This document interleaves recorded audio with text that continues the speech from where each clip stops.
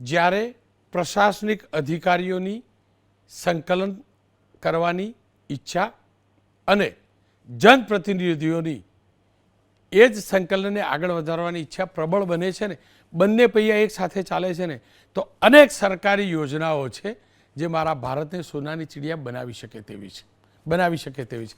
દ્રશ્યો જોજો, દ્રશ્યો તાપી જિલ્લાના છે. આ તસવીરો તાપી જિલ્લાની છે.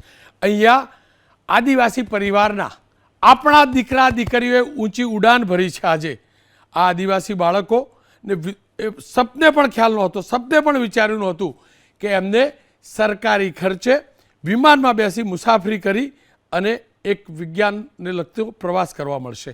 આદિજાતિ વિકાસ વિભાગ અને તાપી વહીવટી પ્રશાસનનો સંયુક્ત પ્રોજેક્ટ વિજ્ઞાન સેતુ તાપી કે તારે અંતર્ગત અનોખા શૈક્ષણિક અભ્યાસ પ્રવાસનું આયોજન થયું છે, જેના ભાગરૂપ તાપી જિલ્લાની 15 સરકારી શાળાઓના 28 તેજસ્વી તારલાઓની પસંદગી કરાઈ અને મોટાભાગની એ પૈકીની દીકરીઓ હતી આપણી.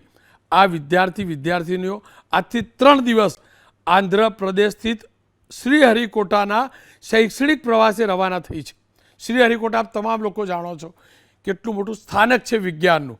સુરતથી હવાઈ માર્ગે ચેન્નઈ, જ્યાંથી ઇસરોના શ્રીહરિકોટામાં આવેલા સતીશ ધવન સ્પેસ સેન્ટર કે જ્યાંથી સેટેલાઇટ લોન્ચ કરાય છે, ત્યાં પ્રવાસે આપણા દીકરા દીકરીઓ પહોંચી જવાના છે. કાલે સવારે ત્યાં પહોંચી ગયા છે.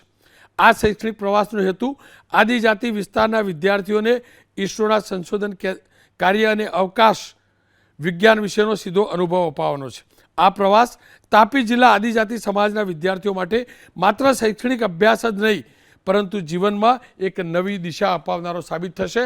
અને એટલા માટે જ તાપી જિલ્લા પ્રશાસન, આ વિભાગના મંત્રી, તાપીના પ્રભારી મંત્રી મુકેશ પટેલ અને જેટલા પણ લોકોએ સંકલન કર્યું, આ વિચાર્યું, એ તમામને ખૂબ ખૂબ અભિનંદન કે મારા દીકરા દીકરીઓને હવાઈ સેવાનો અનુભવ તો કરાવો છો, સાથે શ્રીહરિકોટા લઈ જઈ વિજ્ઞાન સાથે, અંતરિક્ષ વિજ્ઞાન સાથે રૂબરૂ કરાવો છો.